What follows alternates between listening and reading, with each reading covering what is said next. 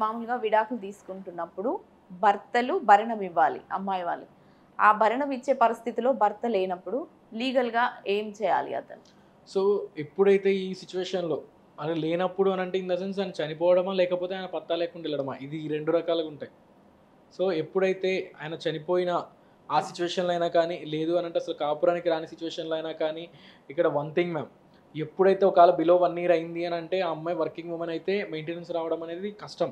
In case వాళ్ళకి గినక పిల్లలు ఉండి ఇవన్నీ ఉన్నాయి అనంటే, సో, వాళ్ళు అవసరమైతే ఈ హస్బెండ్ ప్రాపర్టీ మీద మనం షేర్ తీసుకునే ఛాన్సెస్ ఉంటాయి.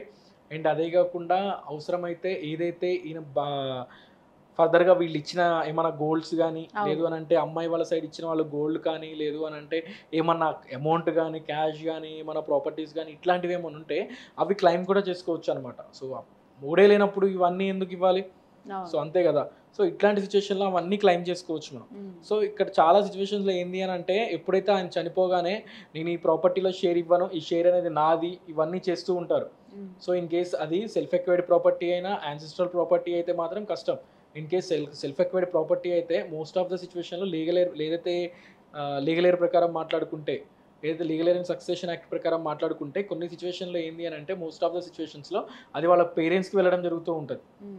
సో, ఏదైతే వాళ్ళ పేరెంట్స్ గనక ఎటువంటి అబ్జెక్షన్ పెట్టకుండా హ్మ్. వీళ్ళకే నెక్స్ట్ ఫర్దర్‌గా ఏమున్నా కూడా వీళ్ళకే ఓకే అని చెప్పి వాళ్ళు గనక యాక్సెప్ట్ చేస్తూ ఉంటే ఆటోమేటిక్‌గా ఈ ప్రాపర్టీస్ గానీ, లేదు అనంటే ఎనీథింగ్ ఏమన్నా వచ్చినా కూడా అది వీళ్ళకి రావడం జరుగుతూ ఉంటది. హ్మ్. సో, ఇక్కడ ఏంది అనంటే మెయింటెనెన్స్ అనేది అవసరమైతే ఏదైతే బాబుకి కానీ, లేదు అనంటే ఈమెకి కానీ కంప్లీట్‌గా ఆమె వాడినే నమ్ముకొనుంది.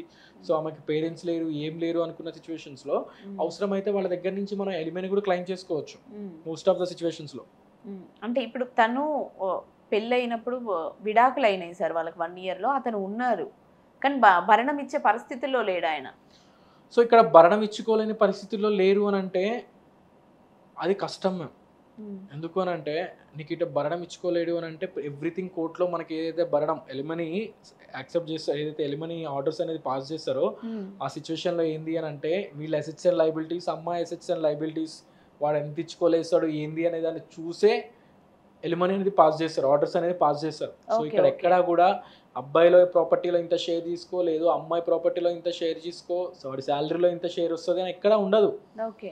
సో, అండ్ అదే గాకుండా ఎలిమనీలో గూడా చాలా సిట్యుయేషన్స్‌లో మనం చాలా ఈ మధ్య ఇప్పుడు ఏదైతే హైకోర్ట్ గాని కొన్ని హై కోర్ట్స్‌యి గాని, సుప్రీం కోర్ట్స్‌యి గాని, సో, హ్మ్. మనం ఏదైతే సుప్రీం కోర్ట్స్‌లో గాని, హై కోర్ట్స్‌లో గాని లైవ్ చూస్తూ ఉంటాం.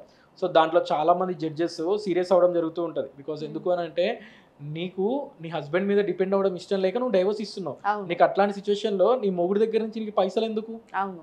అంతే గదా! ఆ! సో, ఆమె గనక ఏం చేయలేని సిట్యుయేషన్స్‌లో ఒకవేళ ఏం లేదు అనుకోండి, ఆమె సింపుల్‌గా వాళ్ళ పిల్లగాళ్ళ గురించే అడుగుతది. అవును. సో, ఆమెకి ఇవన్నీ గావాలి, నాకు అన్నీ గావాలి అనుకున్నప్పుడు ఆమె భర్తతోనే మేకప్‌లతో ఉండొచ్చు. సహా కొన్ని సిట్యుయేషన్‌లో మనం చూస్తుంటాం. ఆమె మేకప్‌లకని చెప్పేసి, ఆమె పర్సనల్ ఎక్స్‌పెన్సెస్‌కని చెప్పేసి, దానికని కారు ఈఎంఐకని చెప్పేసి, ఆఖరికి వాళ్ళ డాగ్‌కి ఏదైతే వాటి కోసం అని చెప్పేసి ఆల్‌మోస్ట్ 50,000 to 1,00,000 పడడం జరిగింది. సో, ఆల్‌మోస్ట్ ఒక పర్సన్ దగ్గర నుంచి 9,00,000 ఎలిమనీ అనేది ఆమె ఎక్స్‌పెక్ట్ చేసి హైకోర్ట్‌లో పిటిషన్ అనేది మూవ్ చేయడం జరిగింది.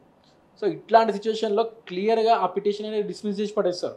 Okay so, sir. నీకు ఇవన్నీ కావాలి అనుకుంటే నువ్వు వర్క్ చెయ్యి. Work okay. చేసి ఎండ్ జేసుకో. అవును. ఇక్కడ ఎలిమనీ ప్రకారం ఆమెకి ఏమైతే నీడ్స్ కావాలో ఆ నీడ్స్ కోసం, లేదు అనంటే ఆమెకి ఏదైతే ఒకవేళ ఆమెకి హెల్త్ ఇష్యూస్ ఉన్నాయి, హెల్త్ ఇష్యూస్ కోసం వీటన్నిటి కోసం కావాలి. అంతేలే గాని ఆ పర్సనల్ ఎక్స్‌పెన్సెస్ అని చెప్పేసి సెపరేట్‌గా హ్మ్. అండ్ పెట్ డాగ్స్‌కి సెపరేట్‌గా ఇవన్నీ చార్జ్ చేయడం తప్పనమాట.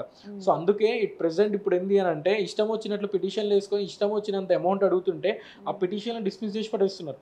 సో, హ్మ్. కోర్ట్ ఏంది అనంటే జ్యుడిషియల్ ఆఫీసర్ డైరెక్ట్‌గా అక్కడున్న అసెట్స్ అండ్ లయబిలిటీస్ వాళ్ళున్న అసెట్స్ అండ్ లయబిలిటీస్ వాళ్ళదేంది, హ్మ్. వాడికి సాలరీ ఎంతొస్తది, వాడికి ఎన్ని అప్పులున్నాయి, ఏంది కథ మొత్తం అంతా చూసేసుకొని ఒక ఆర్డర్ అనేది పాస్ చేయడం జరుగుతూ ఉంటది. హ్మ్. మోస్ట్ ఆఫ్ ద సిట్యుయేషన్స్‌లో లెస్సర్ అమౌంట్ అంటే 5,000-10,000 అమౌంట్‌ని ఫిక్స్ చేయడం జరుగుతూ ఉంటది. హ్మ్. ఇప్పుడున్న సిట్యుయేషన్‌లో కనీసం 10,000 కూడా ఎర్న్ చేయకుండా ఎవరైనా ఉన్నారా? అంటే ఎంత వరకు ఇవ్వాలో, వాళ్ళు ఎంత ఎంత వరకు ఇచ్చే వరకు ఇవ్వాలి, పరిస్థితిలో వాళ్ళు ఎంత ఉన్నారో వరకు ఇవ్వలేస్తారు అవన్నీ చూసి చూసే కోర్ట్ అనేది ఇవ్వమని ఆర్డర్స్ కోర్ట్ పాస్ ఆర్డర్ చేస్తూ చేస్తది. ఉంటది. ఓకే. సో, ఇష్టం వచ్చినట్లు ఆర్డర్స్ పాస్ చేయదు. So, in okay. కేస్ నీకు ఇష్టం వచ్చి నీ ఇన్‌కమ్ మించి నీకు ఆర్డర్స్ పాస్ అయినాయి. ఓకే. చలో ఠీకే అప్పీల్‌కెళ్ళొచ్చు హైకోర్ట్‌లో. హ్మ్. సరే సార్ మా పని మొత్తం ఇంతేనా కోర్ట్‌ల చుట్టూ తిరుగుడేనా అనంటే తప్పదు. పెళ్లి చేసుకున్నావు. కాపురం మంచిగా విడాకులన్నావు. లేదు. విడాకుల దాకా ఎళ్ళినావు. సో, ఇవన్నీ నీకు తప్పవు ఇగ.